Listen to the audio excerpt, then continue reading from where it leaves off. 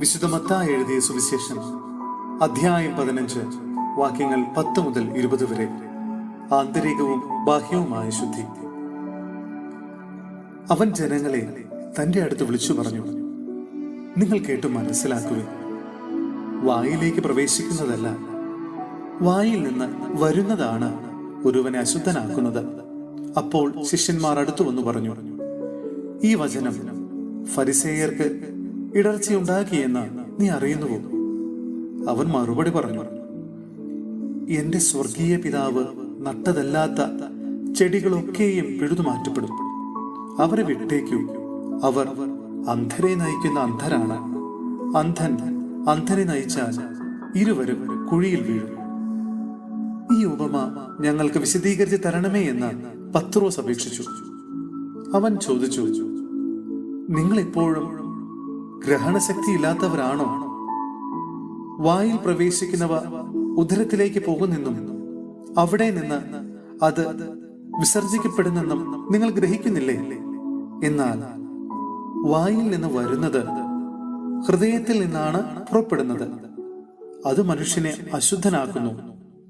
ദുഷ്ചിന്തകൾ, കൊലപാതകം, പരസംഗം, വ്യഭിചാരം, മോഷണം, കള്ളസാക്ഷ്യം, പരദൂഷണം എന്നിവയെല്ലാം ഹൃദയത്തിൽ നിന്നാണ് പുറപ്പെടുന്നത്. ഇവയാണ് ഒരുവനെ അശുദ്ധനാക്കുന്നത്. കൈ കഴുകാതെ ഭക്ഷണം കഴിക്കുന്നത് ആരെയും അശുദ്ധനാക്കുന്നില്ല.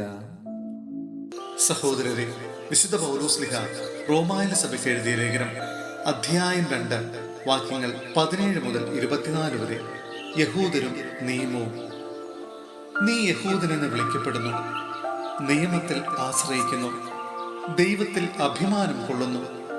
നീ നിയമം പഠിച്ചിട്ടുള്ളതിനാൽ ദൈവഹിതം അറിയുകയും ശ്രേഷ്ഠമായതിനെ അംഗീകരിക്കുകയും ചെയ്യുന്നു. ജ്ഞാനത്തിന്റെയും സത്യത്തിന്റെയും മൂർത്തരൂപം നിയമത്തിൽ നിനക്ക് ലഭിച്ചിരിക്കുന്നത് കൊണ്ട് നീ അന്ധന്മാർക്ക് വഴികാട്ടിയും ഇരുട്ടിലിരിക്കുന്നവർക്ക് വെളിച്ചവും അജ്ഞർക്ക് ഉപദേഷ്ടാവും കുട്ടികൾക്ക് അധ്യാപകനുമാണെന്ന് നിനക്കുറപ്പുണ്ടെങ്കിൽ മറ്റുള്ളവരെ പഠിപ്പിക്കുന്ന നീ നിന്നെ തന്നെ പഠിപ്പിക്കാത്തതെന്ത്? മോഷ്ടിക്കരുത് എന്ന് പ്രസംഗിക്കുന്ന നീ മോഷ്ടിക്കുന്നുവോ? വ്യഭിചാരം ചെയ്യരുതെന്ന് പറയുന്ന നീ വ്യഭിചാരം ചെയ്യുന്നുവോ? വിഗ്രഹങ്ങളെ വെറുക്കുന്ന നീ ദേവാലയം കവർച്ച ചെയ്യുന്നുവോ? നിയമത്തിൽ അഭിമാനിക്കുന്ന നീ നിയമം ലംഘിച്ച് ദൈവത്തെ അപമാനിക്കുന്നുവോ? നിങ്ങൾ നിമിത്തം ദൈവത്തിന്റെ നാമം വിജാതിയരുടെ ഇടയിൽ ദുഷിക്കപ്പെടുന്നുവെന്ന് എഴുതിയിരിക്കുന്നുവല്ലോ. നീ നിയമം അനുസരിക്കുന്നവനാണെങ്കിൽ പരിച്ഛേദനം അർത്ഥവത്താണ്. നിയമം ലംഘിക്കുന്നവനാണെങ്കിലോ നിന്റെ പരിച്ഛേദനമല്ലാതായി തീരുന്നു.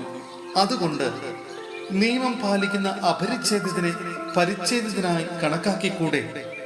ശാരീരികമായി പരിച്ഛേദനം നടത്താതെ തന്നെ നിയമം അനുസരിക്കുന്നവർ നിയമവും പരിച്ഛേദനമുണ്ടായിട്ടും നിയമം ലംഘിക്കുന്ന നിന്നെ കുറ്റം വിധിക്കും. എന്തെന്നാൽ ബാഹ്യമായി യഹൂദനായിരിക്കുന്നവനല്ല യഥാർത്ഥ യഹൂദൻ. യഥാർത്ഥ പരിച്ഛേദനം ബാഹ്യമോ ശാരീരികമോ അല്ല, ആന്തരികമായി യഹൂദനായിരിക്കുന്നവനാണ് യഥാർത്ഥ യഹൂദൻ. ഹൃദയത്തിൽ നടക്കുന്ന പരിച്ഛേദനമാണ് യഥാർത്ഥ പരിച്ഛേദനം. അത് ആത്മീയമാണ്, അക്ഷരാർത്ഥത്തിലുള്ളതല്ല. അവന് പ്രശംസ ലഭിക്കുന്നത് മനുഷ്യരിൽ നിന്നല്ല, ദൈവത്തിൽ നിന്നാണ്.